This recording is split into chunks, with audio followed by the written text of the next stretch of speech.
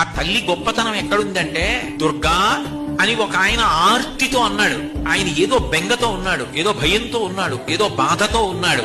ఎవరో ఒకరికి కాదుట, ఎన్ని కోటాను కోట్ల మంది అయినా కానివ్వండి, నమ్మి దుర్గా అమ్మా అన్నాడు అనుకోండి. అలా అన్నటువంటి వాళ్ళు ఎన్ని కోటాను కోట్ల మంది అయినా సరే వాళ్ళ యొక్క భీతిని, భయాన్ని ఆమె తీసేస్తుంది. అందుకని ప్రతిరోజు అవకాశం ఉన్నప్పుడల్లా అమ్మా దుర్గా దుర్గా దుర్గా అంటూ ఉంటాడు. అప్పుడు ఏం చేస్తుందంటే మంచి బుద్ధినిస్తుందిట. ఇవ్వడమే కాదు, ఆయన కీర్తివంతుడు కావడానికి ఆయన యందు అట్లా ఆలోచన దొంతరులుగా ఎన్నో మంచి శుభ సంకల్పములు చేయించి వాటిని కార్యములుగా మార్చగలిగిన దక్షతనిచ్చి ఇన్ని చేసిన వాడన్న కీర్తిని కట్టబెట్టి యశస్విని అవుతుంది. ఆ తల్లి